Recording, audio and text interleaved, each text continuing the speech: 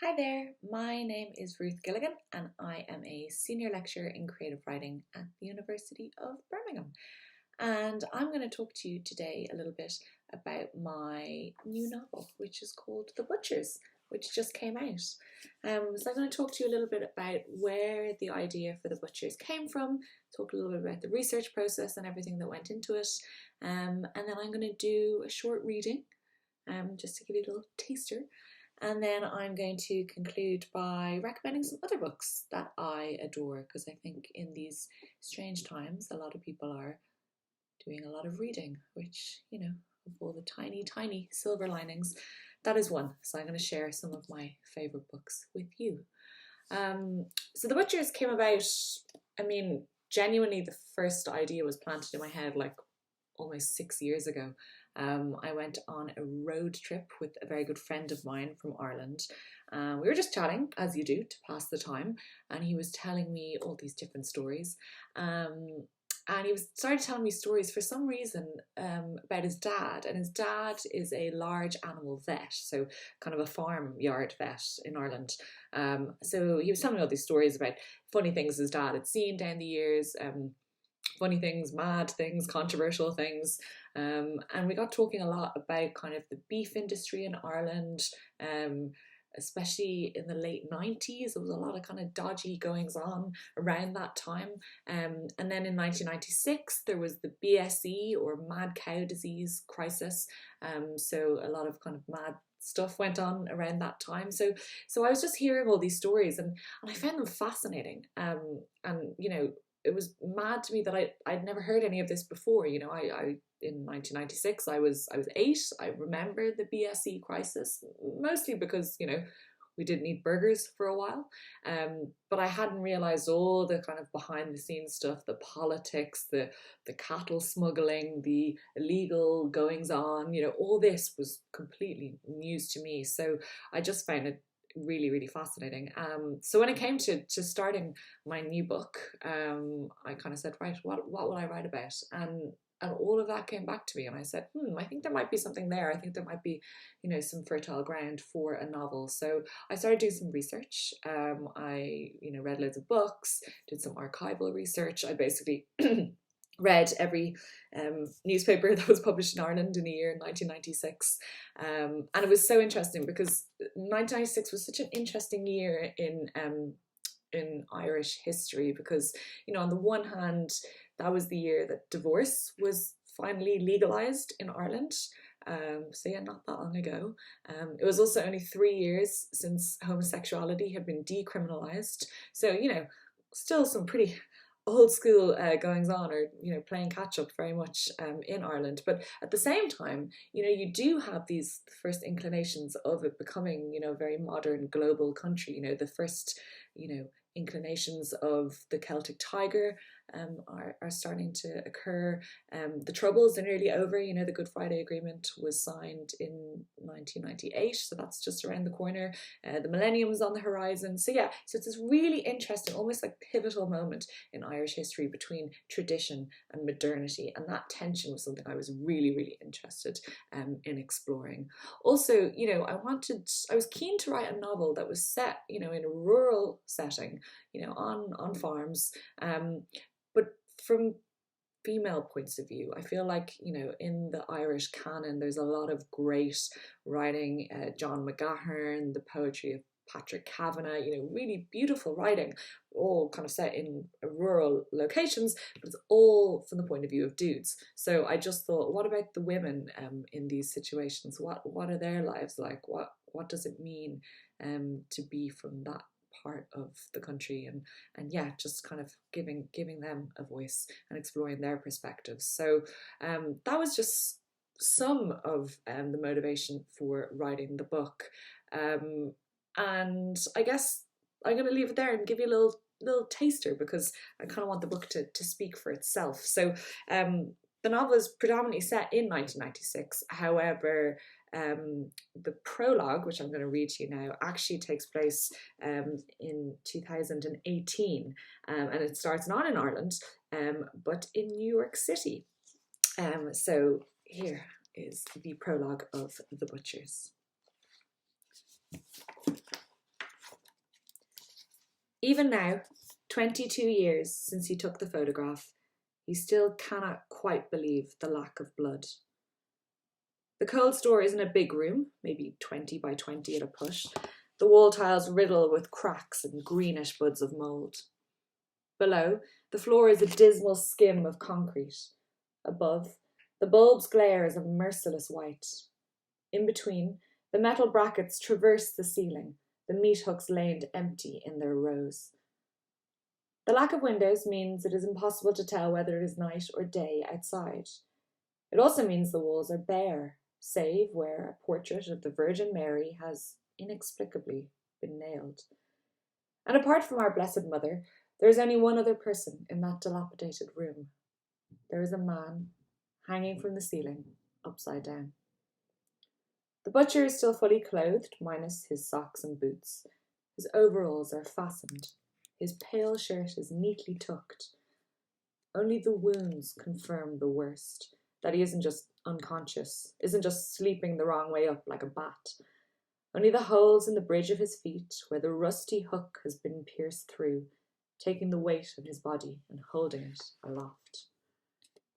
Leaving aside the wounds, there is something almost languid to the flow of the butcher's limbs.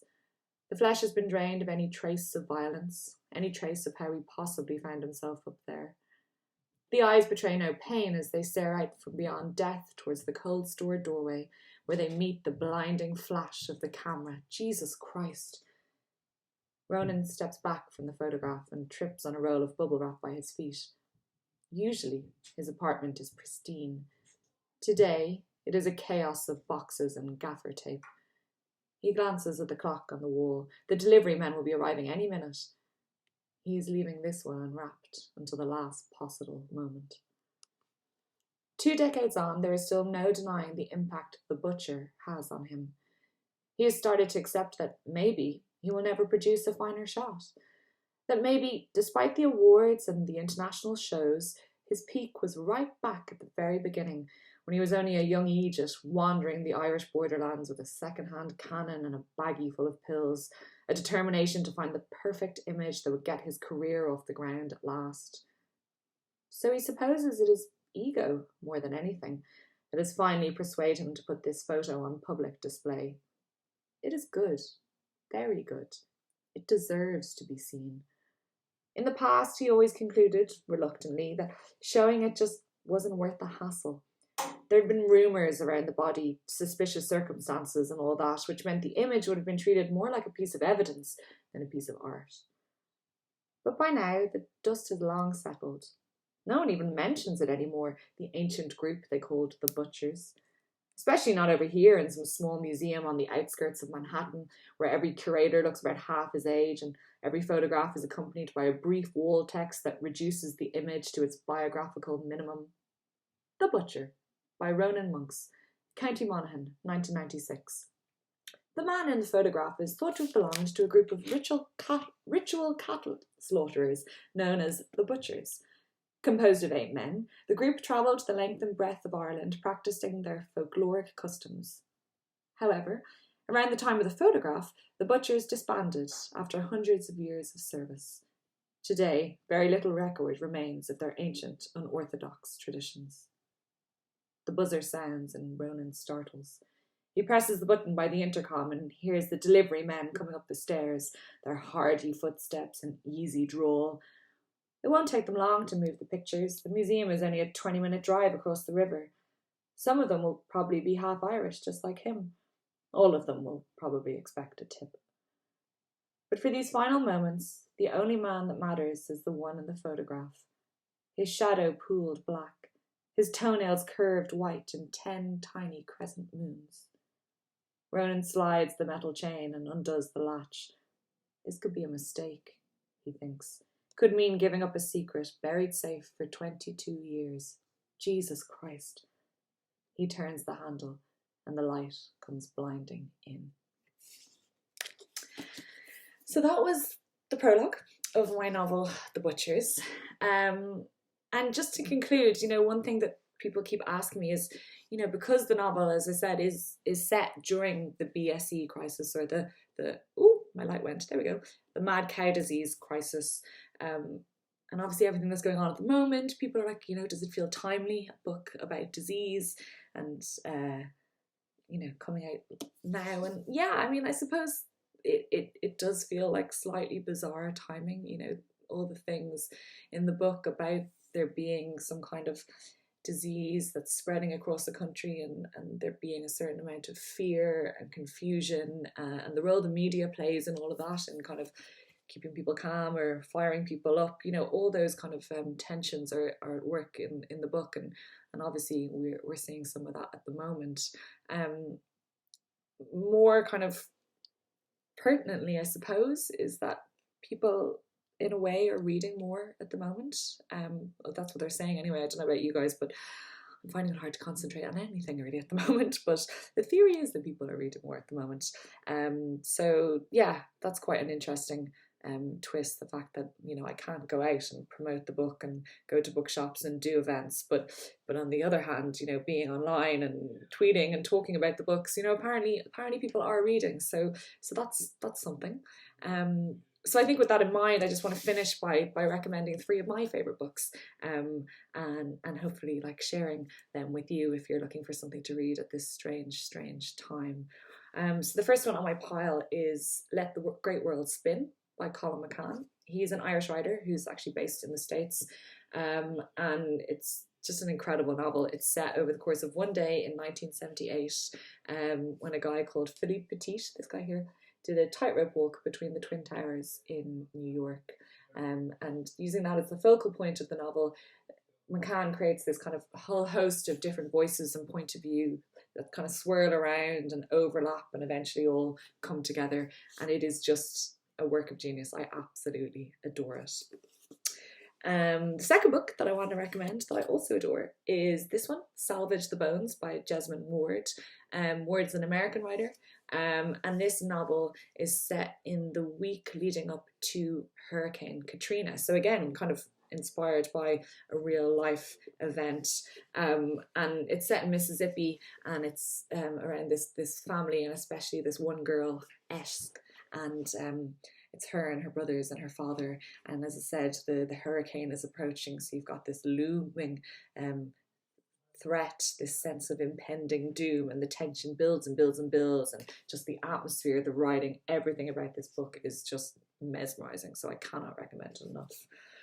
And then finally, the third book, just in case you wanted some non-fiction, just mix it up, is a book called Constellations by Sinead Gleeson, who is an Irish writer. And this is a collection of essays all about bodies and illness and health workers and kindness and fear and death and hope. So I think for all those reasons, it's another one that just feels really, really timely at the moment. And she's such a gorgeous, wise, graceful writer. So I recommend this to you. So those are my recommendations. Thanks for listening. Stay well, and hope to see you all soon.